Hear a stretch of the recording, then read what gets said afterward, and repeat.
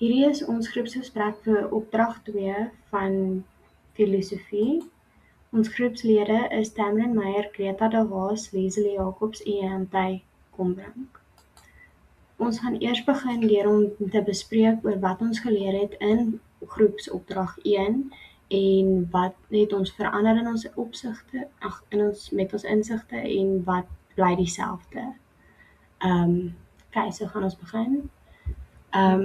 Ek gaan sommer eerste, volgens my het ek nie baie van standpunt verander nie. Ek het maar nog steeds baie van dieselfde idees van hoe ek voel daaroor. Ek het wel anders begin kyk na dit met byvoorbeeld die hardheid wat ek het daarop en hoe standvastig ek is. Ek is meer gewillig om 'n bietjie te verander in dit. Ek voel daar moet klem gelê op leerderwelstand en veiligheid, alhoewel ek voel nog steeds dat leerderwelstand en veiligheid eerste moet kom, dat daar nog steeds 'n bietjie meer klem op eksamenuitslae moet wees. Ek sal sommer tweede gaan. Ek stem ook baie saam met Lily. Ek dink is maar meestal omdat ons vir dit was. Teen dit was, bedoel ek, sorry. Maar ja, ek het ook baie, soos my standpunt het al bietjie begin verander toe ons die eerste taak bespreek het en die wat vir dit was vir ons ander insigte ook gegee het. Maar ek dink nog steeds dat welstand is bietjie belangriker as wat eksamen is. Okay, ek sal sommer derde gaan. So in opdrag 1 het ek gesê eksamenuitslae is belangriker as leerderwelstand en dat dit daar meer fokus geplaas moet word op eksamenuitslae. En met hierdie taak het my siening bietjie verander omdat ek gesien het daar is tegnologie wat ons kan gebruik om te fokus op leerderwelstand wat die fokus nie van hulle akademiese tyd kan wegvat nie. So my siening het verander. Okay, ek sal sommer laaste gaan. En ongelukkig, my siening was nog steeds vir akademie en dit bly maar dieselfde. My volle rede bly, daar is mense wat deur baie verskillende dinge kan gaan en hulle kan nog steeds goeie akademiese leerders wees. Ek voel ons het onsself in hierdie krummeltjie ingedruk of hierdie bonneltjie ingedruk waar almal liggies om het op 'n mooi manier te sê gesis te word, wat sê, ag Shane, jy het nie goed gedoen byvoorbeeld in jou wiskunde nie, dis omdat mamma en pappa gisteraand beklei het. Ek verstaan sulke dinge kan soos 'n aspek daarop hê, maar ek voel ook, dis nie net daarom nie. As jy al lankal geleer het en al lankal probeer jou studies opgebring het, gaan dit nie werk nie. Ongelukkig het my siening glad nie verander nie, maar vir die mense wat teen dit was, het ek tog baie insig gekry. Ek dink soos op die einde toe ons ook nou deur ons rubrieke van assignment 1 gegaan het ons gesê dat ons baie herhaling gedoen het wat ons aan sal werk, maar dat ons ook op die algeheel sal ons meer navorsing doen om 'n bietjie meer insig en 'n dieper betekenis of agtergrond van al ons gesprekke te kry. Wat snaaks, ek voel ook die rede hoekom ons baie herhaling het wel in die eerste opdrag is omdat ons almal per toeval, ek weet nie hoe nie, magical powers, dieselfde, ons het almal gekies kritiese rasionalisme en ons het almal besluit op hierdie een tema. Daar was 2 vir dit en 2 teen dit. So wanneer daar 2 vir dit is, gaan daar nabootsings wees van dieselfde idees en wanneer daar 2 teen dit is, gaan daar nabootsings van dieselfde idee wees. Ek het ook agtergekom baie van ons het dieselfde bronne gebruik, as ek dit reg kan onthou. Ja. En dit gaan oor herhaling en sulke dinge. Ja. En almal het ander standpunte. Ja, ek voel ook soos, ek weet nie of julle agtergekom het nie, maar dis waar ons postmodernisme ook 'n bietjie inkom, dat soos ons almal het die een waarheid, maar almal se sienings en hoe ons dit beskryf gaan heeltemal anders wees eintlik. Elke persoon het sy eie persepsie van die waarheid en nie een van ons is reg of verkeerd nie. Ons almal het ons eie siening van wat waar is.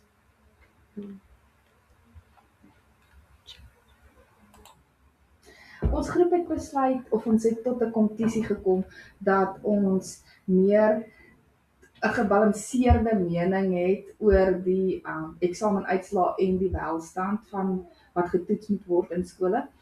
Die mense in ons groep wat vir dit was, is nou bietjie meer teen die eksamenuitslae en die mense wat teen dit was, is nou bietjie meer vir dit. So ons is meer gebalanseerd, maar ons het saamgestem dat die hoof fokus van die eksamenuitslae, Dit bly tog die die hoof fokus van die Ja. eksamen. Eksamen en nog steeds bo bo wees. wees, maar tog het welstand 'n invloed oral op dit. Ja. Okay. So ek gaan dit in makliker terme sit sodat almal dit kan verstaan. Ons is opdrag 2 gaan oor postmodernisme. Ons het almal besluit ons gaan dit kies. Jy kan sien in hierdie taak moet almal dieselfde een vat, so dis eintlik nogals ironies. Postmodernisme, genade julle, is meer 'n effek van almal het dieselfde siening, maar almal sien iets verskillend. Ek wil dit amper verduidelik. Dit is as die Bybel, soos die Bybel, hoe jy een versie lees, is nie iemand anders dieselfde versie lees nie. Dit is vir my die maklikste antwoord wat ek kan gee, waar iemand, daar's die wat noem mens dit? agtergrond. Nee, nie die agtergrond nie. Daar's daai woord van, the truth has three sides. What your side, my side and the truth. As ek dit so kan sê. En dis hoe ek voel die hoofsiening is van postmodernisme. Daar's 3 sienings. Daar's nie net een nie. Daar's jou kant, my kant en die eintlike waarheid. Die Hier is vaste waarheid. die vaste waarheid. Hier sal ek eintlik sê daar's 4, want daar is nie 'n vaste waarheid nie en dan is daar die mense wat glo, maar daar is 'n vaste waarheid. Ja. Ek voel, sorry, maar ek voel dat soos toe ek navorsing goed gedoen het en toe ons dit saam gedoen het, dan sê dit daar is 'n vaste waarheid, maar almal dit Almal se waarheid is interpreteer anders. is heeltemal anderste as gevolg van ons agtergronde, ons kultuur, al daai dinge wat 'n invloed het op hoe ons die waarheid sien.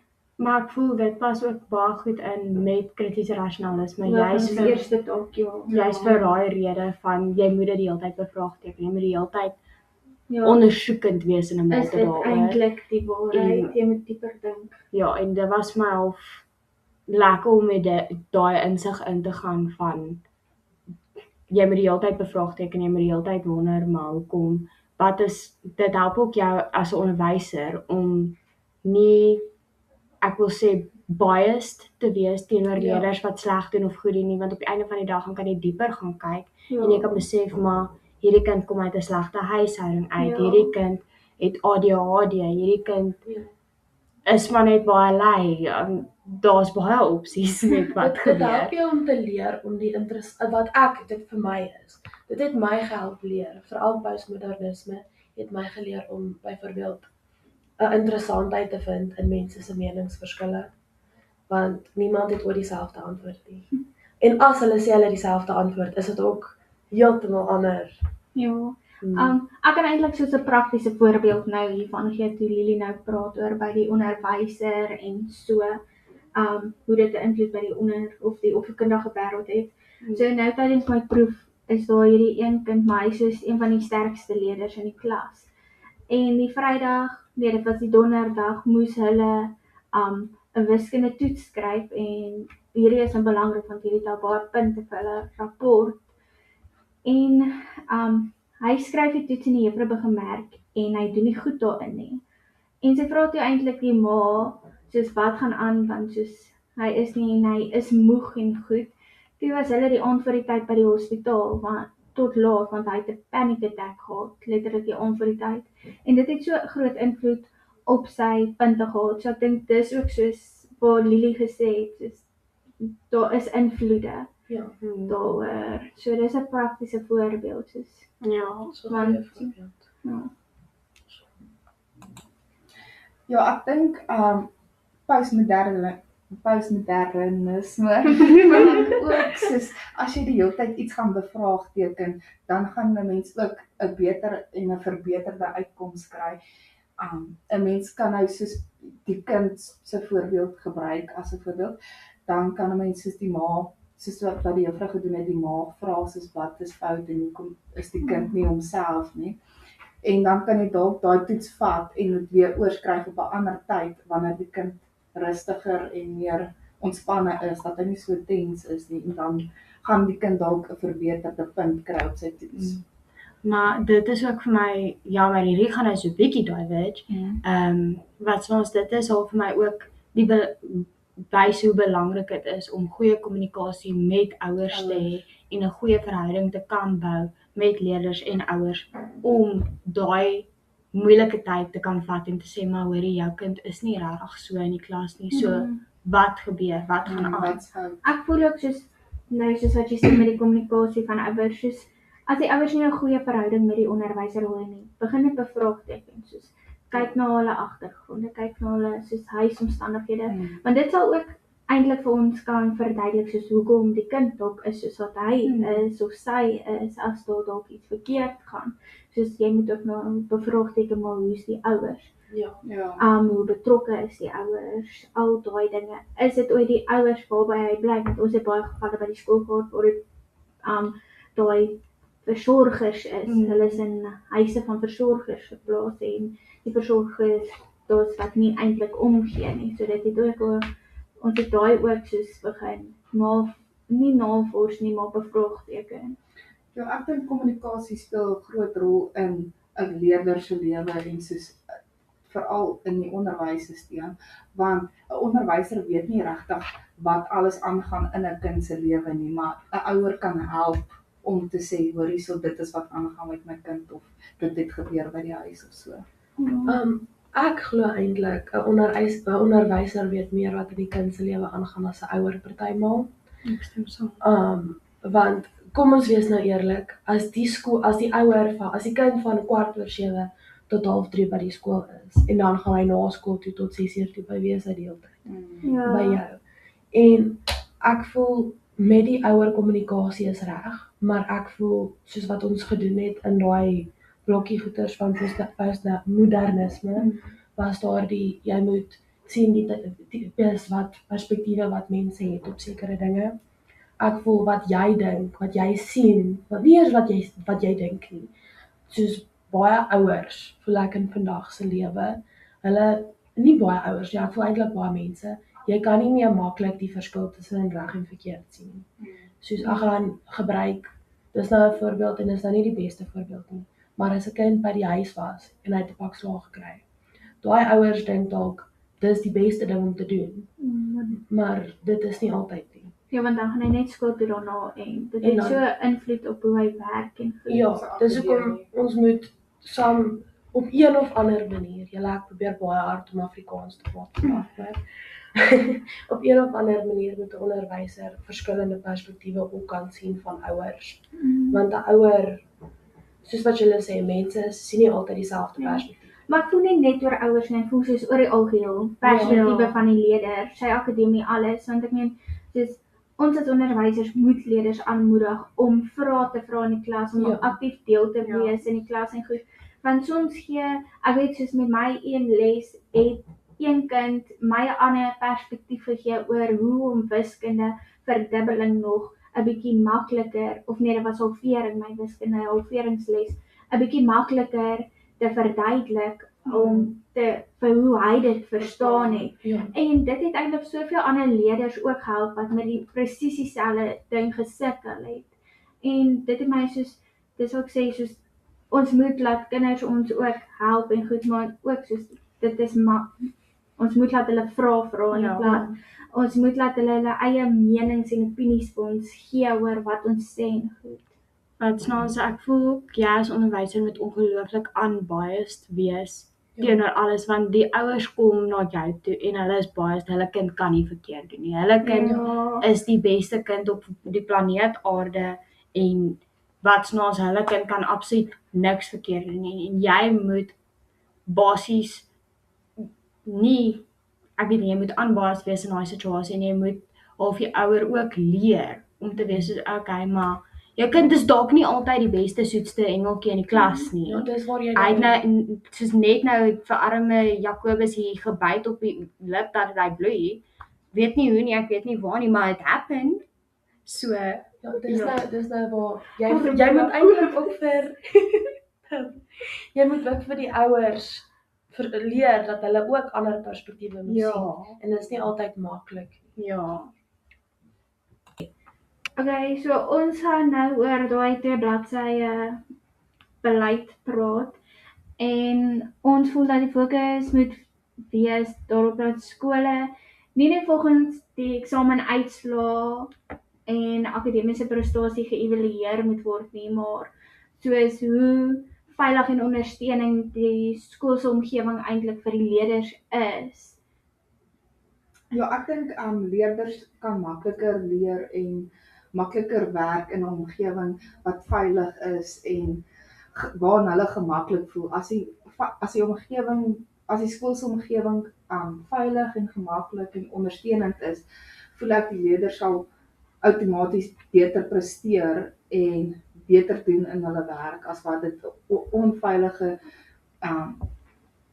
omgewing is en Ja, waar hulle heeltyd stres oor wat eintlik om hulle aangaan en of hulle wel veilig is. ja. Ja, wat ons het in opdrag 1 oor kritiese rasionalisme gepraat, wat vir ons gesê het half jy moet die hele tyd bevraagteken en dit was half nou in opdrag 2 weer die kernprinsip met postmodernisme waar jy ook die hele tyd met bevraagteken, maar gebaseer op agtergrond en kultuur en al daai dingetjies. Wat ons het half geleer dat die onderwysstyl wat jy het konstant met bevraagteken word, soos is hierdie nou die beste vir die leerders? Is hierdie nou reg vir die leerder wat sukkel? So jy moet half on a fly kan jou les verander om te pas by wat die leerders se behoeftes is en wat hulle benodig.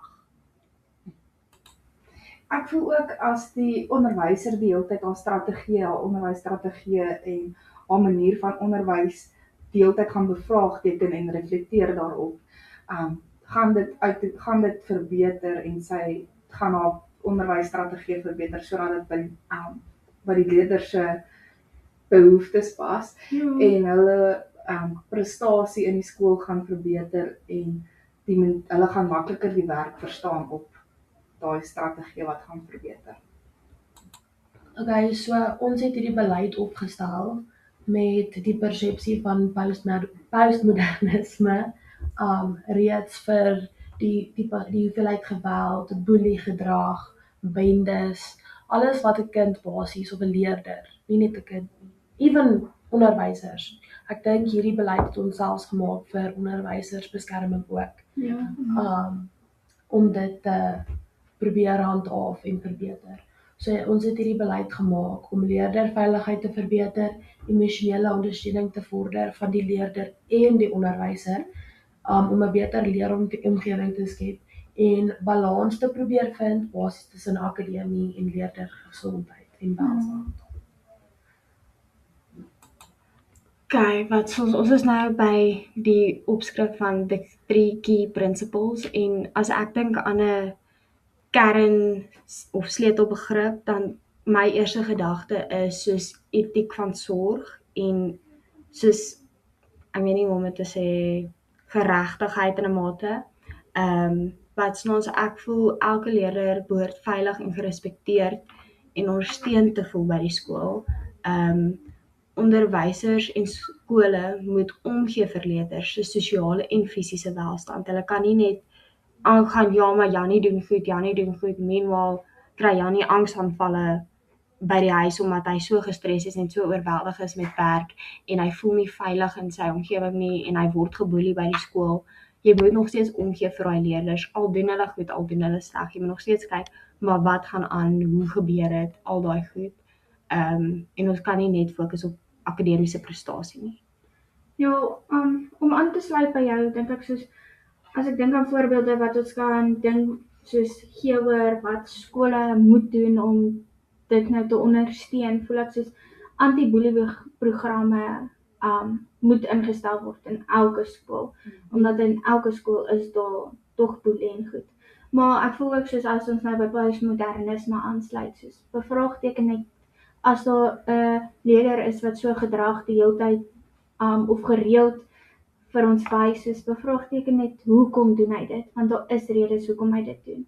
En dan nog voorbeelde is soos daar moet dalk berader wees om te ondersteun, emosionele ondersteuning in die skool is baie belangrik, of diskriminasie en geweld moet aangespreek word, en ons lê baie klem soos leier moet in 'n veilige omgewing wees, soos, maar tog soos met diskriminasie of met geweld en goed in die skole, soos om aan te sluit by postmodernisme, of bevraagteken net soos hoekom doen die kinders dit? Doen dieper navorsing, want daar is redes vir alles. Ja. En sorry, ek gaan net gou nog iets sê, maar soos wat die leier vir jou sal sê oor hoekom hulle dit doen, is nie altyd die waarheid nie.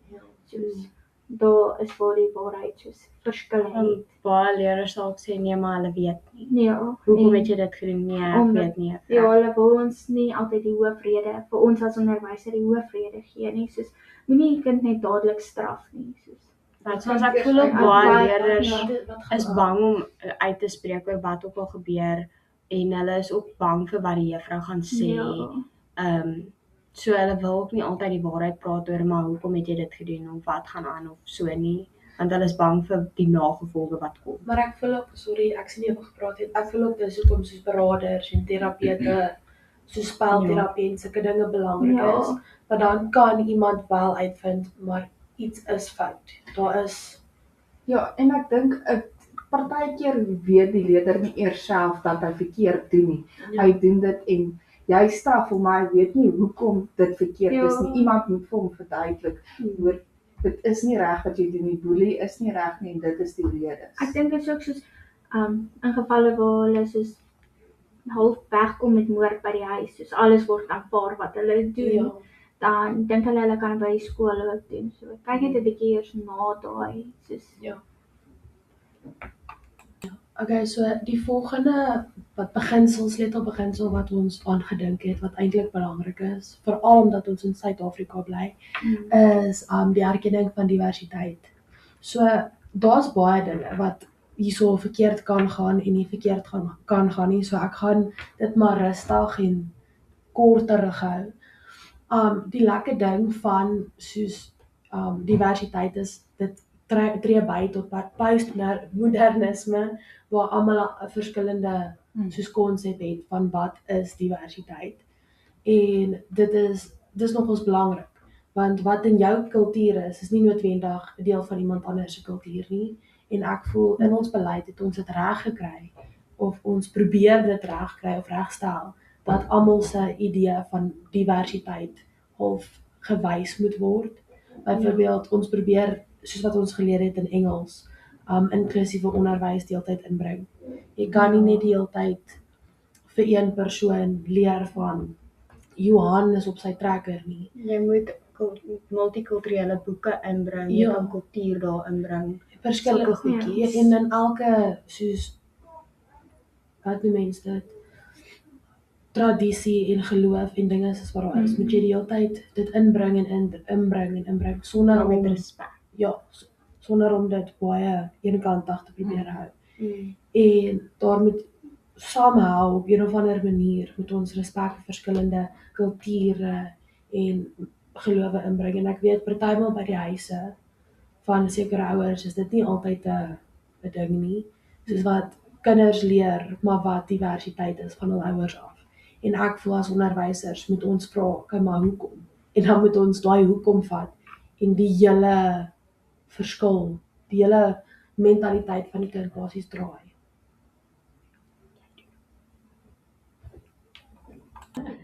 Okay, ja, ek dink in skole moet die onderwyser en die hele skoolstelsel met leerders ook ondersteun. Dit is ook soos hulle ondersteun akademies ondersteun, hulle kultuur, nie soos neerkyk op ander mense se kultuur en geloof nie. Hulle moet hulle probeer opbou en nie afbreek nie. Ja. Wat soms ek dink 'n goeie voorbeeld van om ondersteuning te bied is, kom ons vat nou byvoorbeeld, jy's in 'n skool waar die skool 'n voedingsskema het. Ja. Wat soms maar in die skool is daar nou, kom ons vat nou moslems, want hulle is nou die eerste een in my kop wat inkom wat restriksies het op kos. Eetgewoontes. Hulle kan nie net enigiets eet nie. So hulle moet half Alhoewel, voorgesien word. Hulle moet halal kossies kry. Jy moet maar verseker dat daai 'n opsie is vir hulle. En almal moet gelyke geleenthede kry. Jy kan nou nie 'n kind wat so hy hijab ding ja. wil nou nie sleg klink om dit snaaks te sê nie, ek weet net nie. In elk geval, jy kan nou nie vir hulle sê nee, maar hulle mag nie deelneem in, soos kom ons sê nou maar 'n swemdag nie, want hulle moet nog steeds toe wees nie. Hulle kry swemklere wat juist vir hulle gemaak is, en jy kan nog steeds hulle betrokke maak, al het hulle daai streng dresscodes. Ja. Ek dink dit soos, as ons kyk na gelyke geleenthede, gaan dit nie soos net vir my oor die kultuur en goed nie, dit gaan oor, kyk na leerders wat gestremdhede het, wat dalk in rolstoel en goed sit, bied nog steeds vir hulle daai gelyke geleenthede aan, soos vra die ouers, wat kan hulle, soos Ja. ek voel soos, as jy kind, want elke jaar kry jy 'n nuwe klas, eerste kwartaal, wanneer jy so 'n kind kry, doen navorsing oor wat hy kan doen, wat hy nie kan doen nie, hy, sy, en dan kan jy volgens dit, soos vir hulle gelyke geleenthede opstel, soos by ouer visies of so aan. Ja, ek voel, maak nou nie saak hoe 'n mens nou verskil, as dit nou geloof of kultuur of gestremdheid of enige iets wat verskil nou met die kinders. Hulle moet nog steeds, die juffrou en die skoolsisteem moet nog steeds maniere kry hoe om daai kind te akkommodeer, maak nie saak wat die verskil nou is nie. Ek dink ook die skoolsisteem en die onderwysers moet die hele tyd bevraagteken of hulle regtig die beste doen vir die kind. So akkommodeer hulle die kind die beste tot hulle vermoë, en ek dink in 'n skoolsisteem is daar baie maniere hoe die onderwyser die leerder kan ondersteun. Ek dink net noodwendig daar's nie genoeg tyd vir die onderwyser om dit te implementeer in haar skooldag nie. Ons derde sleutelbegrip of kern is kritiek op magstrukture. Nou met ons eerste opdrag het ons kritiese rasionalisme gedoen, en dit het ons geleer dat ons die reeds bestaande moet bevraagteken. Maak saak wat ons doen nie, ons moet dit bevraagteken. As ons kyk na hoe ons goed aanbied in die klas, dit sê vir ons moet dit so doen, maar bevraagteken dit, want soos, is dit tot toepassing op elke leerder. En dan, so sommige skole het meer hulpbronne as ander skole. Sommige skole is meer bevoorreg of meer geondersteund omdat hulle daai finansies het as ander skole. En ons het in ons beleid gesê dat dit moeilik maak om lede of om skole net volgens hulle eksamenuitslae te vergelyk. Maar ek verstaan nie heeltemal soos hoe is dit moeilik nie, want tog moet almal volgens die KWP gaan, of volgens al die caps en goed wat ons kry. Hulle So, kurrikulum. ja, dit word tog alle, soos, ek weet nie hoe om te verduidelik nie, maar ek verstaan nie. Okay, so as ek vir jou kort antwoord kon gee en dit maklik gemaak het, en ek kon soos die hele, wat noem mense in Suid-Afrika, as ek nou die minister van onderwys was, Hier byvoorbeeld. gaan ons. Ja, hier gaan ons. So ek 'n hele nuwe beleid geskep het. Ons sien, ons almal, as ek dit so kan stel, en dis nou ongelukkig nie te doen met modernisme nie, ons almal sien uitslae as wat jy skryf. Maar jy gaan, jy skryf jou matriek en jy's klaar. Ek wil nie almal nie, want almal dink soos bietjie verder, soos jy kort daai om Vir 'n gemaklike as jy verder wil gaan, ek wil gaan aan. Okay. Ek sou dit eerder gemaak het in die grondslagfase, so ek gekyk het, wat interesseer kinders? In steede daarvan, want kom ons wees mos nou eerlik, As jy in graad 10 kom en juffrou sê, "Oké, kies jou vakke." Ek het niks van my vakke gehou nie. Ek wou niks te doen hê daarmee. Ek wou alle maklike vakke net gevat. Ek mag nie. Ek voel ons moet of nog 'n beleid opstel wat saam met byvoorbeeld ons kurrikulum gaan, veral CAPS, omdat ons nou departementeel is, kan ons byvoorbeeld 'n nuwe een instel wat sê, kom ons kyk ook na hoekom die kinders sleg doen, in steede daarvan en okay, maar jy doen sleg. Jy kan nie klaarmaak met matriek nie, of jy kan nie klaarmaak met jou graad nie. Ek voel kyk ook na die fisiese hulpbronne wat die kinders nie het nie. Internetkonneksie is nodig. Hulpbronne soos kos en water. Daar's regtig kinders wat selfs skoene. Daar's kinders wat nie eksamen kan kom skryf nie want hulle het nie skoene nie. Ek voel ons moet eerder in plaas daarvan om net klem te dra op die akademiese uitslae, kyk ook na die welstand van die kind. Wat sou Dis maar die vraag hoekom. jy wil, as ek dit so kan sê, jy wil 'n Montessori klasroom hê, wat soos in die grondslagfase waar leerders volgens wat hulle belangstel leer. Wat soos dan kan 'n graad 2 leerder op 'n graad 4 vlak wees in Afrikaans, omdat dit is wat hulle belangstel. Ja. Wat soos Ek dit weet is dit hoe is ek nie- dit nou verstaan. Ek weet dit is nie prakties moontlik altyd nie, veral omdat byvoorbeeld Tamara het nou gesê van hierdie skole het hierdie hoeveelheid hulpbronne, van hierdie is baie byvoorbeeld deel van hierdie is baie benadeel. Maar ek voel ons kan wel, al is jy nie 'n wat hoof of die wat minister van onderwys nie, kan jy as onderwyser wel jou eie klasbeleid opmaak wat sê, okay, hoekom Janie ons almal die hele tyd? Ek weet nie. Janie het Janie sleg Sandra. gedoen in wiskunde. Jacobus het sleg gedoen in wiskunde. Maar kom ons vra eerder hoekom het Jacobus sleg gedoen in wiskunde? Ja. Dit is nie altyd Ja. want sy akademie is gewoonlik goed, maar hoekom het hy nou? Ja. Maar dan voel ek in hierdie Gaan. jammer.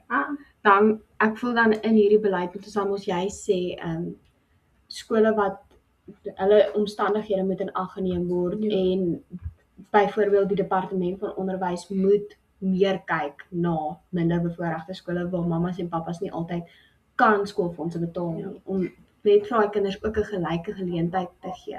En daar moet goeie kommunikasie wees sodat die onderwyser weet wat aangaan en weet hoe om dit voor te dra aan die volgende magspersoon om te weet wat om volgende te doen om die kinders te help. Ek voel ook soos die departement het nou ook die dryfpersentasie slaagsyfer dankie. Verminder weer van ek dink 40 na 30 toe in matriek uitslaa. Ek weet ons wat nou grondslagfase, maar hulle kyk nie hoekom die kinders sleg doen nie. Hulle sê okay, daar's nou soveel meer mense wat nou onder 40 gekry het, maar hulle is nog steeds bo 30%. So kom ons verander net die slaagsyfer van 40 na 30 toe. Hulle gaan nie en doen dieper navorsing en vra hoekom doen die kinders sleg? Moet ons ekstra klasse aanbied? Moet ons die inhoud kleiner maak sodat die leerders meer kan fokus op die inhoud wat daar reeds is of Wat weet jy as jy 30% weet van werk? Ja. Jy weet niks. Jy nie. weet wat van Hoe ons wil jy- 70%. wat jy nie weet nie. Wat ons hoe wil jy in 'n werksomgewing instel, maar jy weet net 30% van jou werk. Hoe wil jy gaan, soos dis nou byvoorbeeld meeste mense wat klaar maak met matriek, hulle gaan werk. Hulle gaan nie eers om bietjie te gaan studeer nie, want dan moet jy ook goeie punte hê. En 'n werk gaan jy nie aanvaar met as jy 30% vir wiskunde het. So wat julle eintlik vir my probeer sê is dat ons dalk aan die departement van onderwys moet gaan verduidelik van postmodernisme. 'n vraagteken 'n bietjie. Asseblief. Hoekom doen hierdie skole so sleg? Want dit is regtig en ek voel dis reg. Ons wat die CAPS kurrikulum is in 2009 gemaak. Daar's niks gebevraagteken daarna nie. Daar's niks Alles moet net volgens. alles is so. Doen dit nou of moenie klas toe kom nie. Ja. Okay, die volgende stukkie is hoe om dit te implementeer, hoe om die strategie om dit te implementeer. En volgens ons is al 'n klomp verskillende mense wie se rolle belangrik is om hierdie werklik suksesvol te maak. Soos byvoorbeeld die skoolhoof het 'n groot rol. Onderwysers, hulle is ek dink van die noodbelangrikste. Leerders se rol in al hierdie, want Sonder Jy- leerders sou die skool ja. nie bestaan nie. die leerders is maar belangrik en hulle moet ook maar deel wees van dit, want as 'n leerder nie byvoorbeeld 'n onderwyser respekteer nie, gaan hulle nie leer by daai onderwyser nie. En dan ook die rol van die gemeenskap. Wat gaan hulle doen om die slaagsyfer in hulle gemeenskap te verbeter? Want op die einde van die dag, as jy meer geleerde mense in jou gemeenskap het, verbeter jy jou gemeenskap. Ja, of net hoe om die skool oor die algeheel veiliger te maak. Ek meen, soos huise om die skool, soos laat weet as daar iets aan die gang is buite soos buite in die straat wat dalk naby aan die Ja. skole is, soos laat weet net dat die skool, ek weet nie, kan Die skool veiligheidsmaatreëls in Ja. plek kan stel. ja, Want weer eens nou is dit weer die rol van die skoolhoof om veiligheidsmaatreëls in te stel en die rol van die gemeenskap Gemeenskap. om daai onveilige situasies, wat is dit, te rapporteer, ja. sodat die skool weet daarvan en dit kan verbeter. Yes. Okay, so ons het die beleid so gelyk as moontlik gemaak sodat meeste skole, ek kan nou nie sê almal, Dit kan toepas. maar dit kan toepas en gebruik. Maar ongelukkig bly daar maar sekere limitasies en sulke dinge. So die eerste ding wat ek kan aandink is finansiële probleme. Dis hoekom in die beleid by die rol van die gemeenskap het ons gesê hou fundraisers, wat is dit? Fondsinsamelings. Hou fondsinsamelings en sulke dinge. Maar ongelukkig weet ek byvoorbeeld as jy na 'n baie arm skool toe gaan, Ja, dit gaan nie moontlik wees. dit gaan nie moontlik wees nie, want party van my kinders kom letterlik skool toe om te eet. Ja, daar kan ek voel soos kan jy nou weer ander goed doen, soos Ja. kry navorsing van naby skole wat gelees wat wel die finansies het of gaan bevraagteken, wie dit wel kan bekostig Werke wat en borge kan gee. Ja. sulke goedjies. ja, Um, soos bevraagteken hoe om Ja. geld of in te kan Ja, samel. wat kan Ja. hulle doen? Maar al wat voel soos daai is veral soos as die skool regtig hulpbronne nodig het. Ja, en dit is nie Ja. so hulpbronne van hy kort Ja. ekstra penne want 'n kind het sy vetpen verloor nie. Ja. Dis soos daar's nie eers water by die skool nie. Ja. Daar's nie tafels Daar's nie tafels nie. Die kinders sit buite onder 'n boom. Ja. Dis Ek dink dit is ook een van Suid-Afrika se groot Grootste en ding. 'n hartseer waarheid van Suid-Afrika is dat daar by party skole gaan dit regtig so sleg. Daar is nie eers water om die toilette te daar is nie eers 'n Ja. toilet nie. Ja. Nie om eers te Kinders- sê daar is water om die toilet te spoel nie, maar en dan sal by party skole te veel. beduis. Ja, daar's te veel. Ja, krane lek al daai. Ja. Ja, wat Ja. snaaks Ek voel soos by die skole smaak borde. wat die water of so het nie, daar's kinders wat ook ondergevoed is en goed.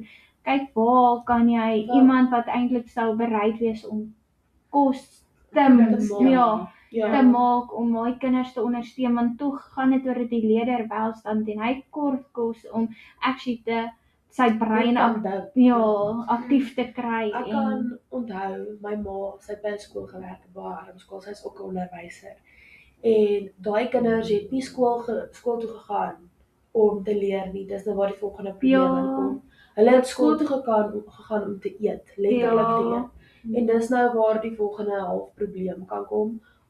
Skole kan dalk te veel nou weer op die welstand van die kind probeer sorg in plaas van om te fokus op sy akademie. Maar tog hier sal almal nou weer ander sienings het, soos Ja. jy kyk, ja, ons stem dalk saam met jou, maar ons het ook 'n ander idee van Ja. wat die waarheid Ja. eintlik is. Postmodernisme, julle.